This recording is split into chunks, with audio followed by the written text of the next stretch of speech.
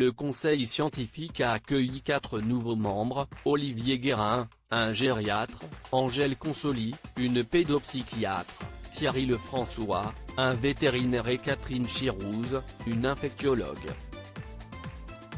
Ce conseil, créé en mars dernier et présidé par Jean-François Delfraissy, est chargé d'aider le gouvernement dans la gestion de l'épidémie de Covid-19.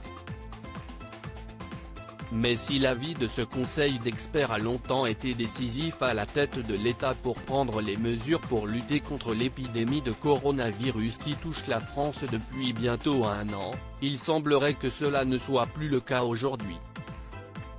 Emmanuel Macron, j'en ai marre de ces scientifiques en cause ? Des différends qui remonteraient à avril dernier. À l'époque, Jean-François Delfraissy avait plaidé pour que 18 millions de Français, considérés comme à risque, restent confinés. Une déclaration qu'il avait faite sans en avoir consulté l'exécutif auparavant. Une défiance qui se serait aggravée au fil des semaines au point que au sommet de l'État, on parle volontiers des connards du conseil scientifique, révèle Le Point. En janvier dernier, l'opinion assurait déjà que le président du conseil scientifique était dans le collimateur d'Emmanuel Macron. Ce dernier a d'ailleurs choisi, contre toute attente, de prolonger le couvre-feu, alors que les experts recommandaient un reconfinement.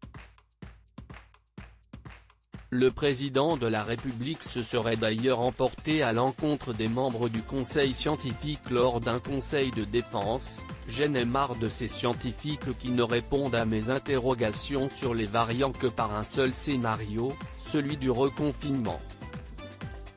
Il semblerait toutefois que le conseil scientifique change son fusil d'épaule. En effet, dans un article publié ce jeudi 18 février par la revue The Lancet, certains experts du conseil scientifique, dont son président, plaident pour un contrat social entre générations où les personnes les plus âgées et fragiles accepteraient de s'auto-isoler.